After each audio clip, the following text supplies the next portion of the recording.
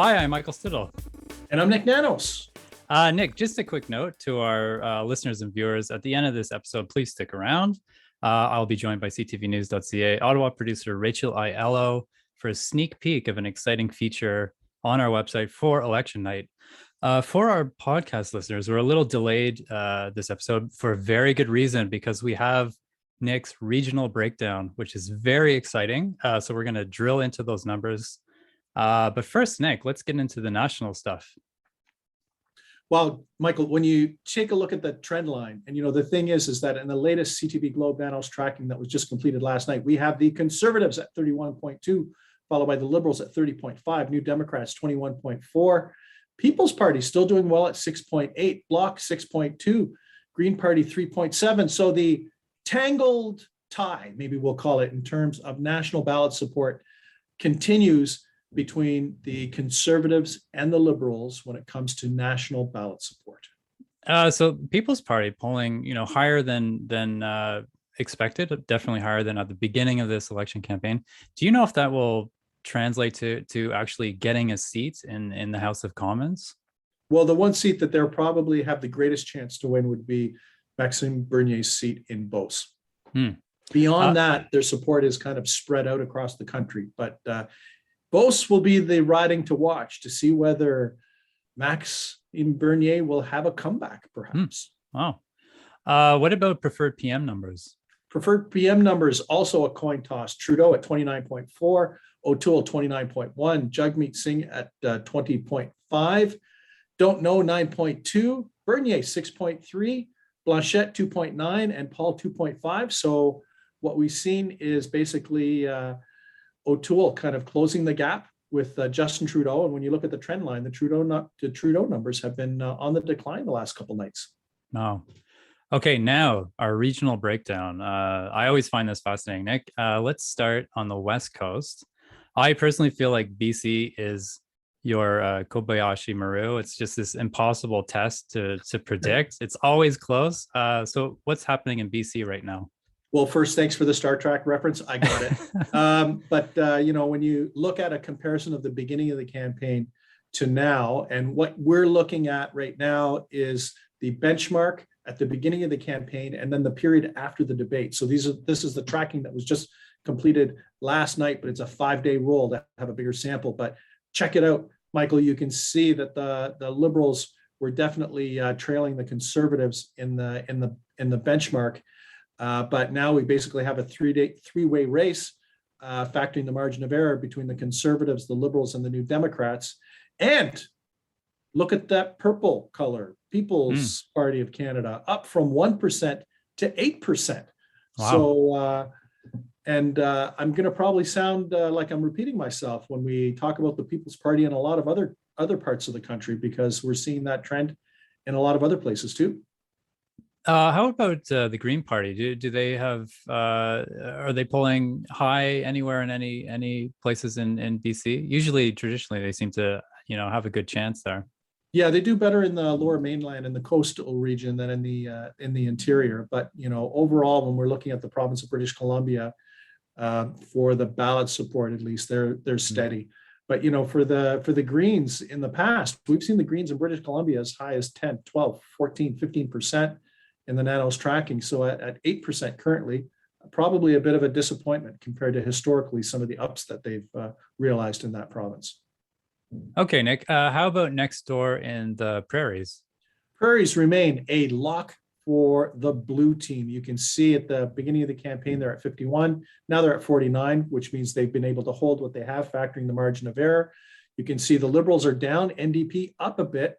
And also you can see the People's Party have gone from 5 to 8% in the Prairies. So I don't think there's going to be a big difference in the Prairie provinces, because the Conservatives still have a commanding lead when it comes to ballot support in the Prairies. Now, all eyes usually are on Ontario, vote-rich Ontario, as they say. Where did the party stand there? Well, when we look at the big picture in Ontario, right across the province, the Liberals are still ahead of the Conservatives, and they've been able to open up even a wider lead. But you can see the People's Party has gone from 1 to 7% between the first and the second wave of the research that was just completed last night. But, check out some of those regional races. You can see, not a big surprise, in Fortress GTA, the Liberals still have a pretty strong lead. They'll probably do very well in the GTA. But in the rest of Ontario, for all intents and purposes, a statistical tie, 33-32 between the Liberals and the Conservatives. So positive news for Aaron O'Toole and the Blue team in the rest of Ontario. We've seen the party leaders spending a lot of time in Quebec in this election. Of course, in order to form a minority and majority government, you really need seats there. How are we looking now? Well, the thing is that Liberal support looked pretty good at the beginning of the campaign. They're at 35, followed by the Bloc at 25. But check out where we're at now, 32-28 between the Liberals and the Bloc. The Bloc, that margin is now only 4 percentage points compared to a 10-point advantage that the Liberals had at the beginning of the campaign. But not a lot of big surprises. On the island of Montreal, you can see that the Liberals, we have them at 48% on the island of Montreal. But check out the rest of Quebec. You can see, although still within the margin of error, the Bloc numerically ahead of the Liberals, and also the Conservatives, a little bit of an uptick. And in Quebec, not as dramatic an increase for the People's Party, but still from 1 to 4% across the province. So a little bit of a factor, but not as dramatic as in some other parts of the country. And finally, Nik, Atlantic Canada, are there any surprises there? Well, no surprises. Still a stronghold for the Liberals. They had about, you can see in the baseline, about a 12-point advantage, but now it's basically a 9-point advantage, but still ahead of the Conservatives, and a little bit of an uptick for the People's Party, a little bit of a downtick for the Green Party. But right now, at least, the Liberals still have what would be considered a fairly comfortable 9-point lead. Not as comfortable as the Prairie lead that the Conservatives have, but still pretty decent in the Atlantic provinces. So going through all these regional numbers, what's your big takeaway from this? Well, the big takeaway is that, one, the People's Party has been gaining support compared to the beginning of the campaign. They're not challenging to win a whole bunch of ridings, but they could be a potential spoiler. Two, the race is narrowing.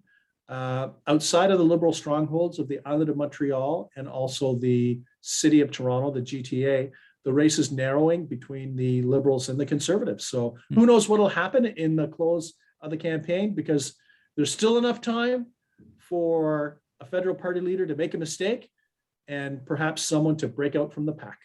Wow. Okay, Nik, at the beginning of the show, I said that I would be speaking to my colleague, Rachel Aiello. So let's go to that. Hi, Rachel. You're joining us from the Conservative campaign. Good to see you. We have a special sneak peek of our fancy election map to our dedicated Trendline listeners and watchers. So if you want to see this map, we have a link in the video description and the podcast description. So Rachel, what can you let us know? Yeah, Michael, so this is going to be our dedicated 2021 federal election results map. So it's going to be where you can watch on election night in real time. The votes come in across the country, and you can go riding by riding, you can go region by region. So take a look at the sneak peek now, and you can kind of set yourself up for election night. You can star your favorite ridings, your personal riding, your ridings you want to be watching. If you're curious how the leaders are shaping up in their ridings, you can also kind of flag those. You can search by your postal code, search by riding name, and you can kind of look at everything you're going to need to know on election night. If you're curious in one area or the other, or even just the national picture, it'll be all in this one spot, giving you all the information you need to know about how the election is unfolding on September 20th.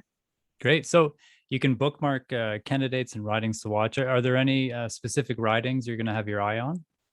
Yeah, well, you know me from Peterborough. So Bellwether, Peterborough, Kawartha is going to be a riding I've got close eyes on. Of course, that's because Bellwether ridings are ones where typically the winner there wins the election. So if voters pick a Liberal, it's most likely going to be a Liberal government, or vice versa with the Conservatives. So for me, that's what I'm going to keep my eye on. So I'm going to be putting in the postal code there, my parents' address probably, to find it, and be able to see what's going on in Peterborough, Kawartha on election night. I'm also curious to see how things shake out in Quebec with the Bloc Québécois and in BC with the NDP. So I'm going to make sure that I'm setting myself up to have that information right there. And I think it's going to be also key to watch where the leaders are. I mean, I'm pretty sure Justin Trudeau and Aaron O'Toole are going to win their ridings, but People's Party leader Maxime Bernier, what's going to be going on in the Beauce? So these are all things you can kind of take a look at now if you follow this link, and get yourself ready to be the most informed, knowledgeable insider come election night. Great. Thanks a lot, Rachel. Thanks, Michael. Nik, thank you very much. That was great to join you. And where can we find you? On Twitter at Nik, N-I-K Nanos, or go to www.nanos.co.